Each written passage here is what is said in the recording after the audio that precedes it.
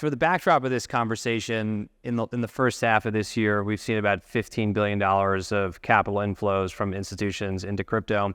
It's actually $1.5 billion more than it was in the first half of 2021 during the bull market insanity and zero interest rate environment.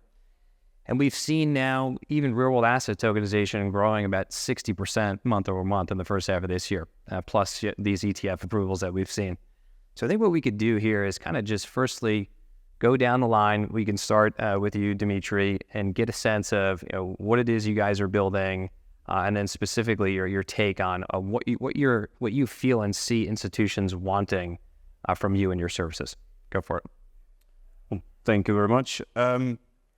Well, we've been in space for 7 years, and I think like in the beginning it was all about safe and secure custody. There were lots of discussions around MPC versus HSM and things like that. That was like 4 years ago. Some people getting into fistfights on panels over that. So that's largely gone. It's really about these days about capital efficiency, and that comes primarily from collateral management. So we've been focusing over the last 2 years, sort of since really 2020, 23, on building out infrastructure that allows our clients to be more efficient with how they deploy capital. The solution clearly took off. It grew like 13 times over the last, from non-zero base as well, right? So over the last sort of 12 to 16 months, it allows you essentially to keep assets off exchange and trade on exchanges. The evolution of that, and largely what we're seeing right now, is people really keen to see traditional collateral coming into space. It'll be relatively difficult for this to happen without traditional players entering. So from the infrastructure developments, and that is, by the way, to unlock collateral for safe margin lending, which again, in turn improves capital efficiency, allows people to get more allocations from the treasury teams and so on and so forth.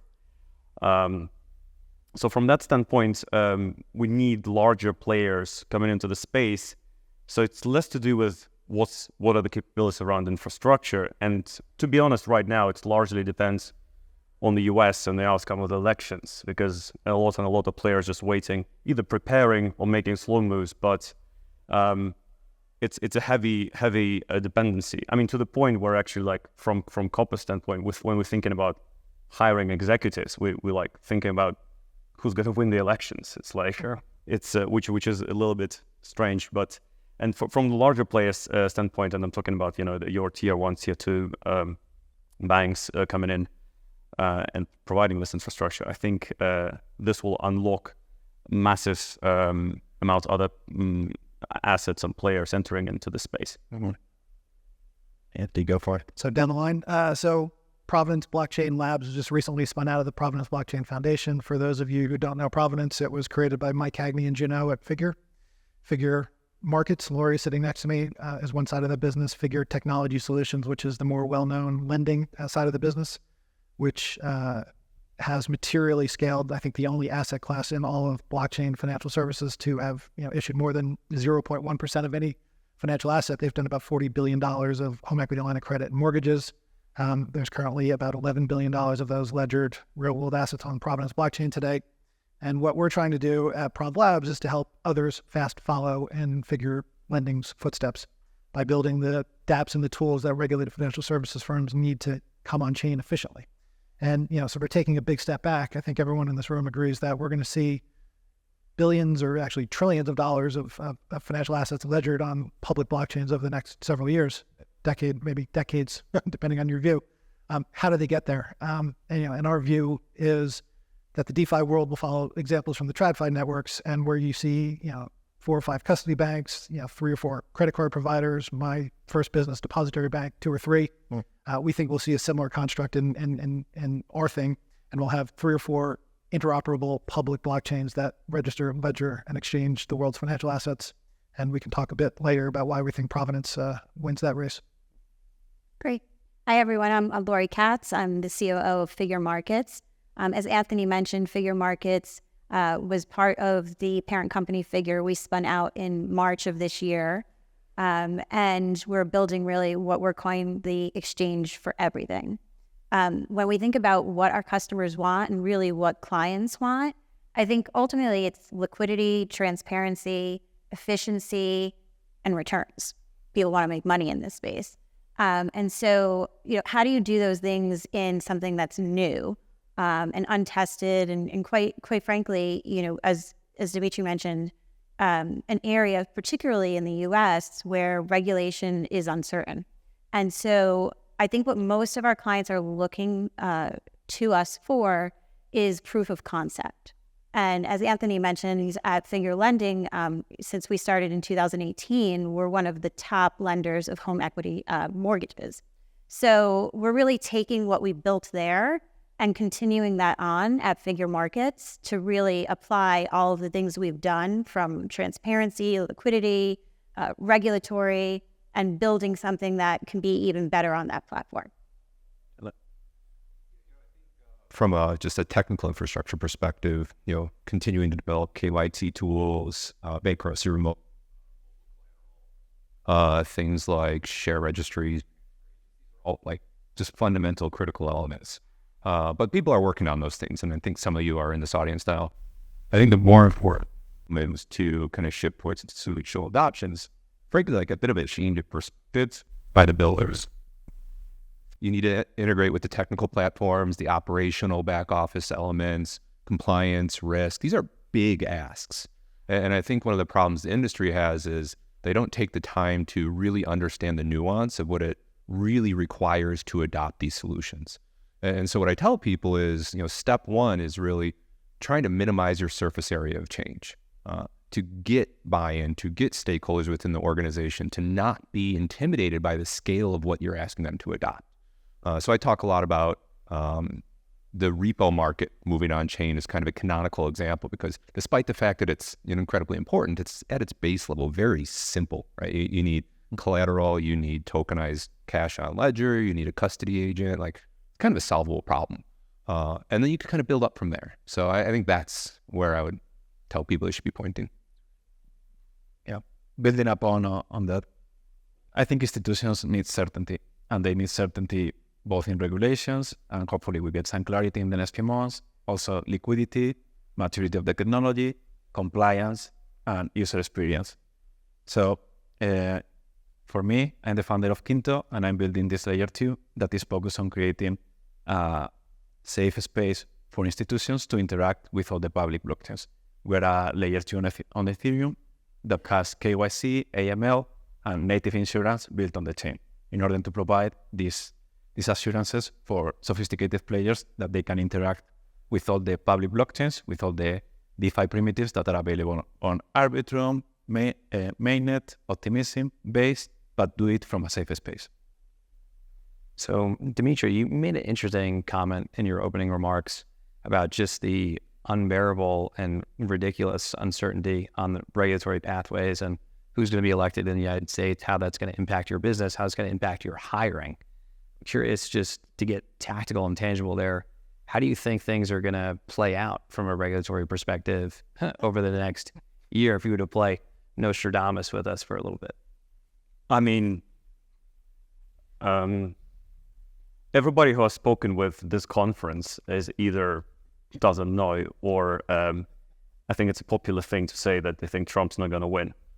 I really hope Trump's going to win. I mean, I'm pretty sure this is the right crowd to say that thing, right? So, and hopefully there's some rates cuts coming, etc. It's been pretty brutal couple of years post FTX. I mean, obviously our solution took off because we protect against exchanges defaults, right? And, it sort of became a standard and the conversation changed. But, ultimately, US is such an influential market for everything else that's happening, especially at this. I mean, geopolitically, we're not in a good state in the world, right? And we, especially like in the UK, I'm here enjoying freedom of speech for the brief moment, and I need to go back next week, right? So let's see how that ends. So I really should shut up at this stage. But from that standpoint, I think we're all rooting, and it's not basically an ideal choice, but unfortunately, you guys don't really create two obvious choices here. It's choosing, you see what I mean, right? So what gives us? I mean, there are several steps that's happened, and I mean, this year, I mean, obviously the ETFs and the like really large players like BlackRock and Franklin Templeton. I mean, doing goat work here essentially, and cementing and plenty of flexing, public blockchains, money market funds on chains, security tokens, everything going out. So there is definitely a future, and it's bright. The question is like whether that future is, can start happening in 2025, or there is some pivot in the policies on the democratic side, or we need to wait another 4 years. I hope this is Nostradamus-y enough, because I really don't know. So Sure, that's fair. So I mean, Anthony, for you, I mean, as you think about your business as an L1 in the space, competing with other L1s like Ethereum, Solana, etc., I'd love some commentary from you on where you see your core differentiation in the marketplace. And then I'd love to do a little kind of compare and contrast of permissioned blockchains versus permissionless. And we actually have two examples here in yourself and Kinto, so we get a little dialogue going. So you can kick it off. Yeah, so first of all, I don't think anyone in the room competes with really anybody else. We're talking about a $700 trillion pie, right? And we've got, I don't know what the latest numbers are, but a couple 100 billion tokenized. So we've got a long way to go. It's not even the first batter or the first inning. I think maybe we're just warming up. So yeah, no competition. But my view of the future of this industry is, we're in horse country, so horses for courses, right? I don't think any one blockchain can do everything well. I don't think anything can do everything well. Just a rule of nature. So my view of where blockchain evolves is you'll have purpose-built blockchains for each use case. One great for metaverse, one great for gaming, one great for meme coins, and one or many great for financial services. And the way that Mike and June and the Figure team built Provenance is, if you know the ERC 3643 standard or some of the 720 standards, the standards for security for securities on Ethereum, they use a stack of smart contracts to turn a purpose-built generic blockchain into a security asset. And our premise is the more smart contracts that you need to put on top of a generic platform, the riskier the build becomes, because generally the issuer doesn't own the smart contracts and can't be 100% sure that the smart contract that is responsible for the cap table is compatible and continually upgraded to the smart contract that owns distributions. And as that Jenga tower of risk gets bigger and bigger, it's going to fall over at some point. And having worked in a bank for 20 years and sat in more risk committee meetings than I care to remember, at the atomic level, these risk committees will go piece by piece, step by step, and understand the risk involved in each step. So with Circle and USDT, who's the counterparty risk? Do you have Circle risk or Tether risk? With smart contracts, who owns the smart contracts? Do you have smart contract risk? With the layer ones, do you have, are they good control locations, right? So if Bank of New York or Northern Trust or State Street ever went down for 5 hours in the middle of a trading day, their stock price gets cut in half because they're no longer a trusted, good control location. That's not the same in our thing, right?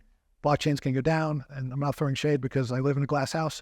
If a blockchain goes down and you can't trade your assets for 5 hours in the middle of the trading day, that's bad for everybody. So being able to look at it holistically, being able to build your blockchain for financial services, I think wins. And the way that Provenance has done it is we're operated in the Cosmos network. So we have the ability to IBC into other networks in the Cosmos ecosystem, but we have our protocol that's purpose-built on top of it. We also do a very light permissioning in that any code that needs to be written into the blockchain has to be approved by governance, so you can't come in with a malicious attack. So we're trying to be safer that way. That being said, you don't need the smart contracts that you do in other, because it's all built into the protocol. Now, big step back to answer private versus public. So we did a project, the Project Guardian, with JP Morgan, Apollo, Wisdom Tree, Avalanche, and XLR and a couple of the bridges last year, and it was built in a private zone. We have a concept in Cosmos of you can control your validators, you can control your tokenomics, you can control your permissioning, but you get to run the exact protocol that mainnet runs, right? So you can, 5 validators and here's our permissioning, but it uses the same software. What that does is it future-proofs builds. So if JP Morgan took the project further, they would have built API integrations into all the back office systems that we spoke about. And the beauty of Cosmos and IBC is you can IBC that over into mainnet at the point when your regulators allow you to do that. Whether that's 2 months or 2 years down the road, who knows, but it is coming. So future-proofing assets that way is the way that we solve it, and we think that's the way of the future. Mm-hmm. I'd love maybe to have Ramon jump in here. When you think about when you're building Kinto in a permission or permissionless environment, help us walk you through your thought process in the systems architecture and the decisions that you made in the early part of the company. In our case, our strategy from the beginning has been to give institutions a way to access all the primitives, all the liquidity, all the developers, all the users that are already available on mainnet. And the way we do that is by offering in Quinto this layer that has KYC, AML. We also have insurance. We also have several layers of smart contract monitoring through tools like Hypernative to make sure that we provide one order of magnitude safest access to any primitive that is already available on Ethereum. For example, we offer access to Athena. We offer access to liquid restaking tokens that right now have billions of dollars in TVL, but then we offer them through our safe wrapper, so institutions can have certainty and can have their compliance department sign off. Yep, makes sense. And for you, Laurie, I mean, Figure recently announced their $60 million fundraise. Congrats. And yeah, I'd love to just hear from you with this new incremental capital, what the main focus point will be in building this quote-unquote everything marketplace. What do the plans look like over the next 12 and 24 months for the business? I think we're just trying to survive day by day, but 12 months seems like a lifetime. We've been very fortunate with our fundraises. We have a top number of VCs that have supported our projects, both with Mike Cagney at SoFi and then with building Figure in 2018. That I think that really gives us a leg up in terms of being able to really set us up to win. And I think one of the things and themes that we're kind of hearing throughout, and even a panel earlier this morning with Layer Ones, is there's just so many parts of this space that are fractionalized today. And so even when we started Figure and just focusing on home equity loans, it was really about picking really one place to do proof of concept. Mm-hmm. And so with Figure Markets, I think the market is ready for us to be able to have a seamless experience across what we call, the exchange of everything. So the three main pillars for us are trade, borrow, and investing. And on the trading side, again, those clients are looking to us for liquidity, security. We're using MPC technology. We think that's something that's drastically underestimated in this marketplace today. And it's something that sets us apart from our competitors. On the borrow side, the panel before was talking about how attractive that is to people who've made so much money in crypto but can't go to JP Morgan and buy a home with it, right? So we have a CBL product that has been really well received in the community, but we've got an additional number of things coming in the pipeline, including peer-to-peer borrowing, and then also just in the traditional market on the invest side, which is really my sweet spot after being a partner at one of the largest credit hedge funds for 24 years. I retired last year to join Figure Markets and really stand up some of those traditional products on the exchange. And one of the components that really allows you to do is borrow against that. If you go into a closed-end fund today, you're in it until the manager is giving you the distributions, or you could sell it, at pennies generally on the secondary. So being able to have that on the exchange and get liquidity, whether you're retail or institutional, is something that we think gets investors really excited. Definitely. Yeah, and for you, Chris, I mean, how do you think about the positioning of DRW and Cumberland in the DeFi and TradFi ecosystems, and what does the product roadmap look like for you over the next 12 and 24 months? So if you don't know, DRW, the parent company of Cumberland, is kind of a global market participant across asset classes and geographic regions, anywhere from the most latency sensitive and kind of de novo markets, whether or not it's crypto or say carbon, all the way to some of the more physically complicated and kind of established markets, whether or not it's natty and LNG, oil, livestock. We actually even buy and sell and build properties. So the way we typically approach it is to identify what we believe are experts in the space and give them a broad mandate to define what our business should be within the spectrum of we are traders, right? We aren't service providers. We don't build custody, those sorts of things. And so Cumberland was started on that concept, become an expert in this market because we believe it's not only an important asset class, but important technology. And so over time, we've built what I believe is one of the largest OTC liquidity providing businesses in spot and nonlinear. We have this algorithmic business that we think is pretty substantial. We have VC risk taking. We do a lot of building projects in the space. And we work on a lot of strategic partnerships with, some of you in this room as well, all with the idea that, what we're working on here is bigger than a trade. It's the development of a marketplace and a market structure. What I don't think people recognize or realize, though, is one of our mandates isn't just to trade. It's actually to prepare DRW for effectively a movement to digital rails within capital markets. And so we have an interesting dynamic where not only are we supposed to be trading and doing so successfully, but actually developing a strategy for moving the organization forward from an operational perspective, risk management perspective, even our other trading businesses. So DRW has a very significant ETF business. And while Cumberland was named in the S1s as a spot liquidity provider to a lot of ETF issuers, it's our ETF desk that actively trades the shares themselves. And so it's Cumberland's job to provide the underlying infrastructure necessary for that ETF desk to be successful. Another good example of this is our treasury department originally for Cumberland was embedded in the desk, and we built it side by side with DRW's treasury. Since then, we've extracted it from the desk and has now become part of DRW's central treasury because we're no longer looking at stable coins as like the right-hand side of transactions in digital assets. We're actually looking at it as a way to facilitate traditional markets transactions. Mm-hmm. And so I think what we're doing here is a bit of a microcosm of what the industry writ large is going to have to do. Mm-hmm. I started earlier by saying minimize the surface area of change. What we basically did was recognize that surface area was going to be massive. So we compartmentalized it. And as we find strategic opportunities to kind of skate to where the puck is going to be, we pull those capabilities out of the desk and position them in DRW.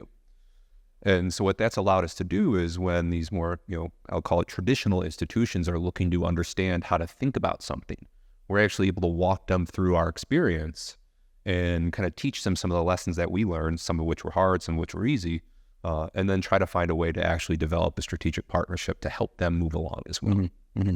Yeah. And Ramon, I mean, I have been watching the growth of Kinto over the last few months since you've launched publicly, and you've gone from 0 to 30,000 KYC users over that time. There's been a flurry of product launches. I believe last week you guys launched some tokenized equities, there's tokenized commodities, there's tokenized treasuries, et cetera, et cetera. I'd love some insight from you into just how you've managed to grow Kinto so quickly and what you've heard from the retail and investment community and what they're desiring, and maybe some commentary on, I think something like a third of your users are being ported from centralized exchanges, which is the first time people are interacting with anything on chain. So maybe comment on all of those. Yeah, a couple of things there. One of them, most of us, most retail users got burned in 2020, 2021. Around $10 billion got lost in hacks, scams, and drugs. So there are a lot of people that are more safety conscious now. And at Kinto, we basically offer users the possibility of getting institutional grade security because we force every user to have a smart contract wallet. We force them to put different signers, different keys, and we also allow them to recover the account, even if they lose everything, because we have KYC built in. So that's one part of the equation. Then another one that is tied to account abstraction. Basically, less users use crypto, use all the financial primitives that are available, but without knowing that it's crypto. They don't need to worry about their private key. They don't need to worry about their seed phrases.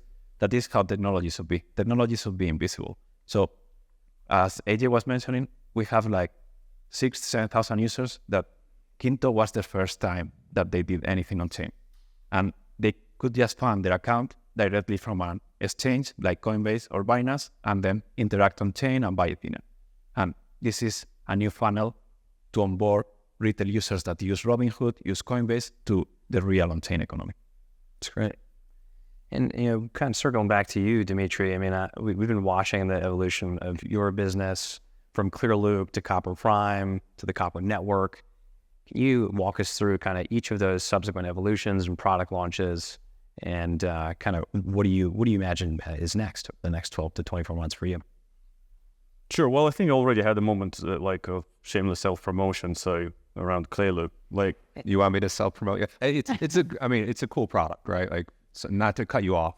No, please. But listen, so we have internal risk mandates, right? And I think part of the reason why we got through some of what happened in 2021 was because our risk department ultimately was watching everything and setting limits.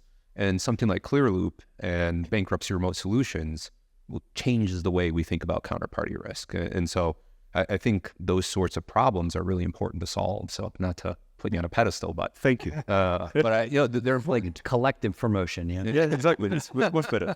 Much better. So, as Chris was mentioning, right? So custody side of things was like really like the foundational element. Then you build collateral management layer. And now, like, there are really, like, if I'll, skip to the punchline, there are two things that we really need in the space, and what we're working on with our clients and with our partners in the ecosystem as well, is yield-bearing collateral. Like, it was really okay, to post something in stables, right, when it was like 0% interest rate environment.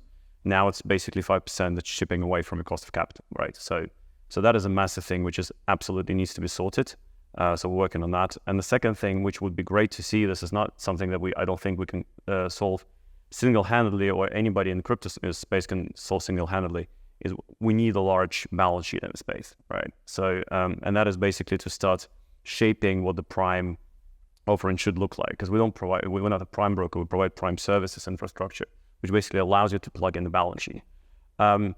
What has the evolution of some of the products? I mean, just to give you some stats, and this has been quite interesting to observe how it has evolved over the last 18 months. So last month, 120 billion went through Clearloop.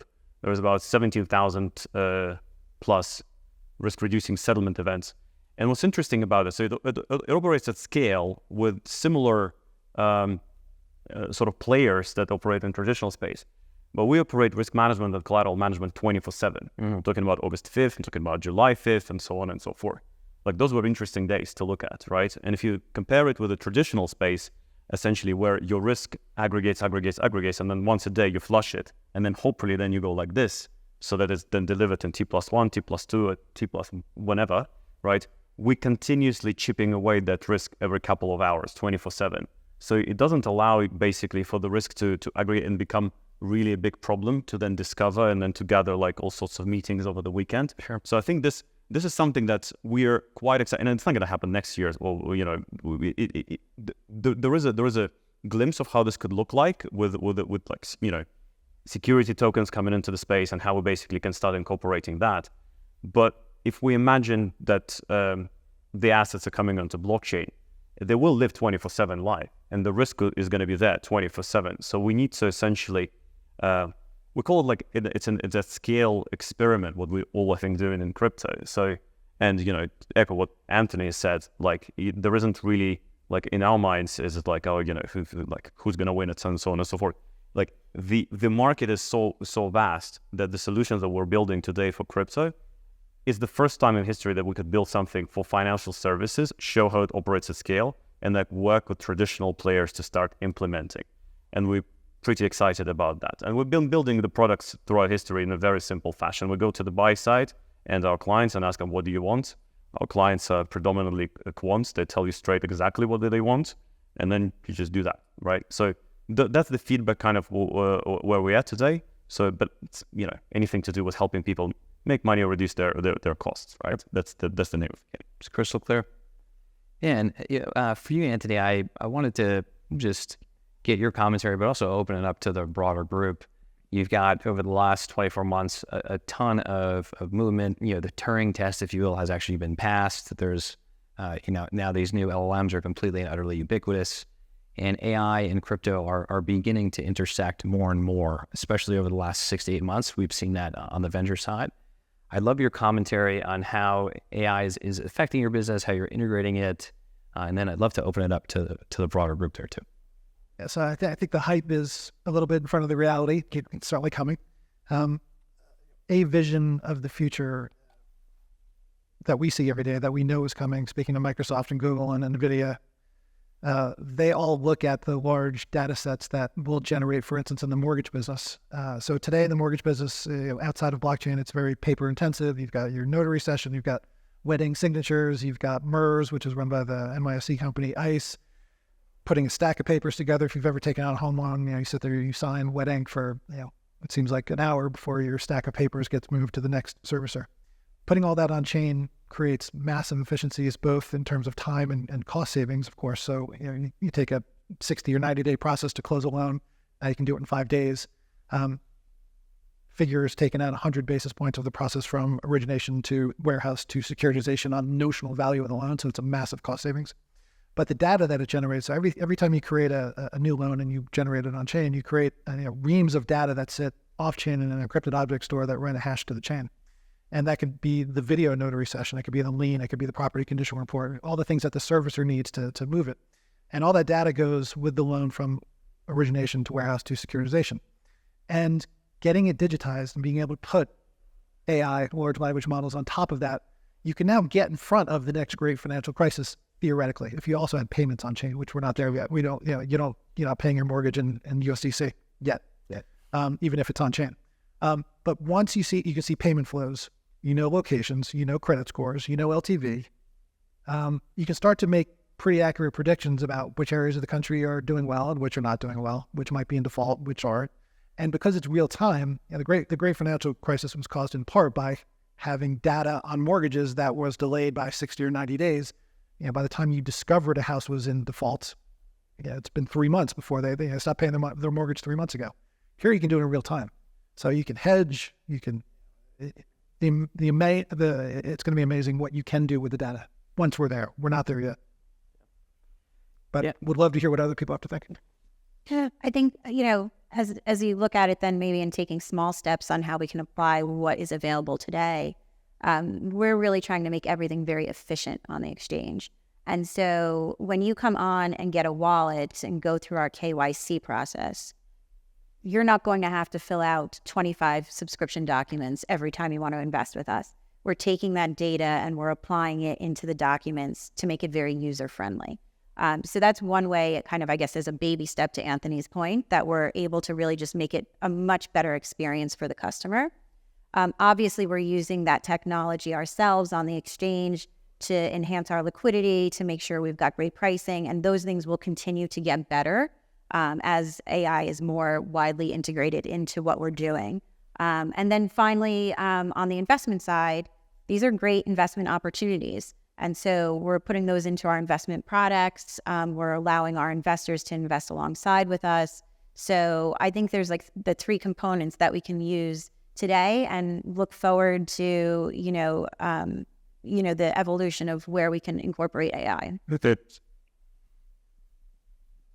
I'll just kind of pose a question. I think 2 of the most powerful innovations for capital markets, I'll just call DeFi writ large, is the ability to have multi-party trade execution, confirmation, settlement, and have a single source of truth for information, right?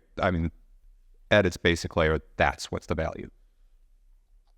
With the introduction of AI, with the introduction of monetization of data, which is at its core what you need to train these models before you could generate the inferences, I think it's going to beg the question about what does the data economy look like, and what does people's control of their own information look like, right? You have GDPR in Europe. You have all the rules regarding PII when you're working within a regulated entity. And so as we start to talk about some of these things, which you absolutely could derive value from, I think it forces you to answer some pretty complex questions that the industry hasn't quite wrapped their head around yet. So pretty interested to engage in that because I think it'll be a fascinating debate. Relative to AI, this thing is not ready yet, but in the future, I expect to see AI agents that have funds that have been funded to be able to manage funds on chain. And you can even see like the beginnings of this with funds like Hyperliquid. They are using some AI to run this active fund, and this is gonna keep improving. I expect maybe 20 years from now, some of the top active managers will be AI. So in the last 5 minutes here, I want to take some time to reflect on just the last 2 years. I remember November of 2022, FTX is imploding, Celsius had imploded, 3 Hours Capital went down, Terra Luna imploded. It's just a full-blown apocalypse for our space and for our industry. And a lot of that stuff has been cleared out. And now that we're nearly 2 years from that experience, I'd love to just hear from all of you, what have been your learnings from that time? And then as you look out over the next 12 months, where are you seeing the industry moving? Like, what are the next material steps to drive institutional adoption? We can start with you. Oh, well, I mean, it's really, really hard to summarize it in a minute. It was really hard to lend a message around risk management pre-FTX, and because we just been lost, it became really, really easy to do that post-FTX. So I think that was the really underlying transition. Then obviously at the same time you had the interest rate went up. Obviously capital became quite scarce, or there are different requirements for capital, and obviously our client base depends on availability of capital. So they had to there's years of efficiencies everywhere, etc. So we went back to basics everywhere across the board. I think also VCs realized that it's not going to be that fast, and there is a regulatory aspect that can't be fast forwarded, right? All of a sudden, and really fast. So it's going to be slow evolution, and which was actually quite good, because a lot of people who sort of been in NFT craziness, 2021, all of that good stuff, etc. for a ride, and a lot of people who really didn't understand the technology that well, they all now went on to invest in AI and talk about AI. So the space actually got really, really quiet, and the conversation quality improved exponentially. Sure. So you get to work with really, really, with people who have very deep expertise in the domain, who are playing long-term. They're not really looking there for exit in the next 24 months and so on and so forth. And people are ready to build slowly, but essentially to observe this evolution together of traditional markets moving chain. I'll probably stop there. Just let others. Go for it. Yeah, I think one thing I would maybe just say is that I don't think it's really all out of the ecosystem. And so, at Figure Markets, when we set up an FTX marketplace, even though some of the bigger hedge funds that were on the panel prior to us were talking about buying those claims, they're buying the bigger claims. There's still so many, thousands of line items of people who have not gotten their payment. So you can come on to Figure Markets, you can sell your claims, you can buy them. And right now, I think actually, interestingly enough, I think we're doing a hostile takeover bid for Ionic. And so we've been out in the press over the last week trying to get 25% of shareholders because of how poorly that board has been operating. And so when you hear that community, and you hear the pain that they're still in, we're not going to really be able to adopt the masses with this skew of the retail who's been harmed and a few big whales that have come in, but not really that in-between of institutional investors. So we're doing a lot of things to really be the leader for that community. I think there were some very important lessons learned, not just in terms of risk management for those that weren't necessarily prioritizing it, but what actually works, right? And I think that is driving a shift in the mentality, away from the abstract of what digital assets and infrastructure around that can do, and more towards a specific use case. For example, during the Terra Luna blow up around the same time you had BlockFi, Voyager, Celsius, etc., all happened. A fascinating thing happened in a conversation with Risk, which was I could actually tell you more definitively how healthy the loans that are on chain are than the centralized loans, right? I could tell you, where collateral is, when it gets liquidated, can the wallets upstream top it up? That's a fascinatingly powerful thing, right? Similarly, if we start to talk about, let's say, the kind of the on-chain execution space, there's obviously some concerns from an infrastructure perspective there, but you can get a better sense of kind of flow of funds through the system with that transparency. So you could turn that into something that creates more definitive understanding of the liquidity in the market. Now, while I think there's still needs to develop the infrastructure around that, I think more and more people are going to look at those specific nuances and not just think about how to apply them, but think very deeply about the extreme scenarios and how those solutions address the extreme scenarios. It's great when the happy case works. Who cares, frankly? I'm not paid to think about the happy case. I'm thinking about what happens when it blows up and what's our plan. And I think when people focus on those specific use cases, they'll actually develop products that work for institutions. Finally, just to double down, why are we here? Why are we building crypto? In the end, is to increase financial wealth for people, and that takes the forms of increasing financial access, reducing the cost, reducing the intermediaries in the process. But none of that matters if the users, they have a chance of getting hacked by a smart contract, or they're going to get fees, or they're going to get scammed. So we need to focus on risk management, and we need to mature the technology to make sure the chance of this happening is really small. Anthony, any final word from you? Yeah, traditional financial services doesn't move fast and break things, and that's ethos and crypto, right? So getting those two groups together is going to be a challenge. It always is. I have a friend who's who's the blockchain leader at a top 5 global asset manager. They call him Bitcoin Boy, behind it to his face and behind his back, I'm sure. The marriage is going to take time. The marriage can be beautiful, but it's going to take time. With that, thanks, guys.